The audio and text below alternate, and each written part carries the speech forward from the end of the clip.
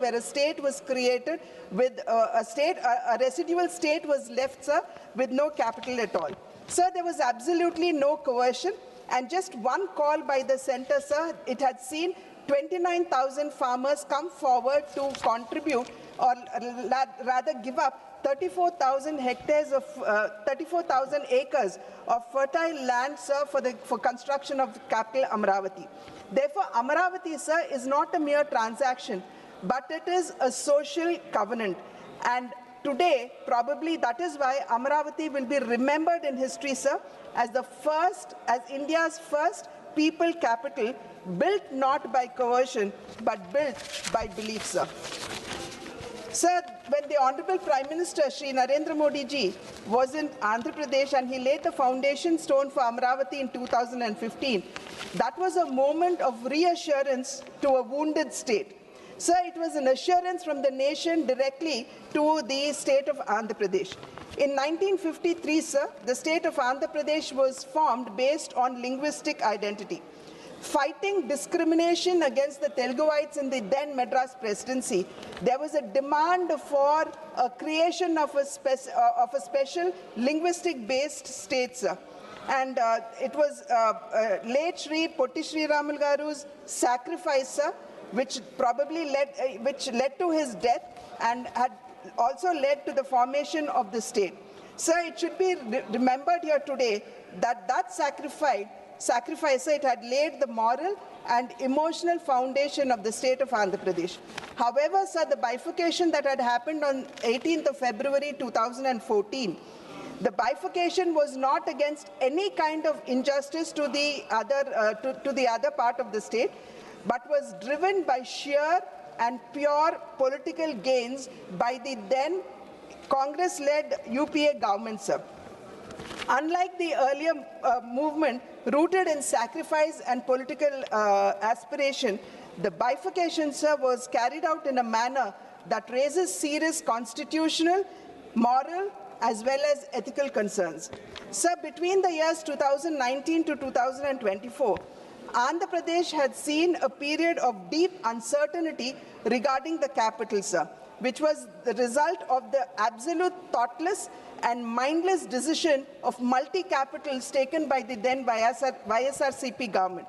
Sir, despite the then LOP in the state of Andhra Pradesh, on the floor of the assembly, accepting to the establishment of Amaravati as the capital, and despite him reiterating that if not 34,000 acres, 50,000 acres should be taken to create a futuristic, wonderful, beautiful capital for the state of Andhra Pradesh, it was he who changed his words, sir, and brought onto the scene the multi-capitals with the stated objectives of decentralized development. So my question here would be, would simply the establishment of a capital bring in the much needed development to a state? So we know fairly well that for the development of a state, we need to instill confidence in investors, we need to welcome investments, and we also need to ensure that the required logistical and infrastructural needs are actually put in place. However, sir, what we saw in the previous 5 years' rule of YSRCP was simply a depletion of all of this, and the entire machinery of YSRCP was deemed or steeped in land and in sand, as well as liquor mafia, sir. Sir, most painfully, those who had sacrificed the land were left with, sir, just another 5-6 minutes, sir. No, please. Sir, the farmers, sir, they agitated for over 1,600 days, sir. It included both men and women, and the humiliation that they were subjugated to has been mentioned by my colleagues, sir. Cases were filed against them under the SC/ST Atrocity Act. Women were actually, pregnant women were pulled out, they were kicked in the stomach, sir, and the annadatas or the farmers, sir, they were handcuffed, and there were many, all of them have been outlined by them, sir. But here, sir, as a woman member of this house, I say with great restraint and responsibility that when peaceful women protesters are met with force, democracy must pause and must introspect. Sir, there is no specific mention of a capital in the Constitution, sir, but under Article 239AA, dealing with Delhi, sir, there was a mention, but however, sir, the reorganization bill speaks through Section 5 and Section 6 of the Andhra Pradesh Reorganization Act 2014 that was passed by this House. It speaks about the capital, sir. And therefore, sir, if there has to be any change in the capital, it will and must have to come back to the Parliament for its, just 2 minutes, sir. It must come back to the House for its ratification. So furthermore, the central government, sir, despite it not being part of it, the central government had provided its entire support to the capital, sir. It could be the 1,500 crores that it gave for the development of infrastructure in the CRDA.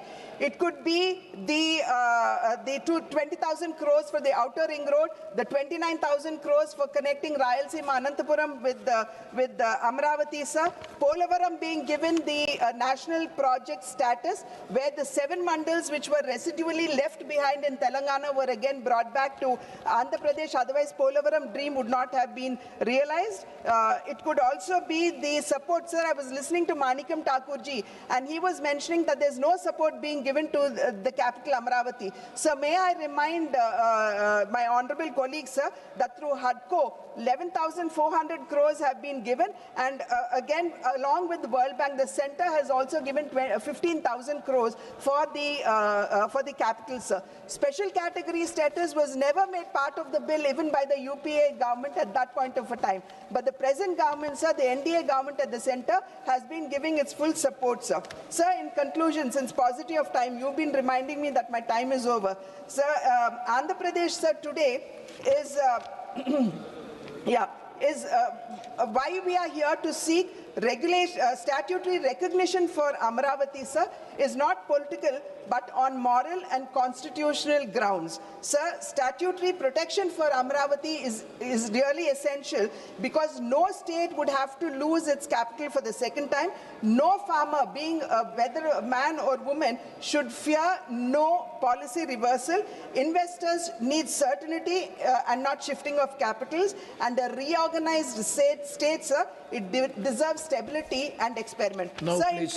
in conclusion, sir, I would like to only say that Andhra Pradesh today is seeking no privilege, sir. It seeks certainty.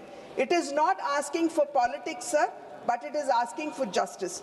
It is not asking for sympathy, sir, but it is asking for the faith of the farmers, be it men or women, to be honored in law and policy.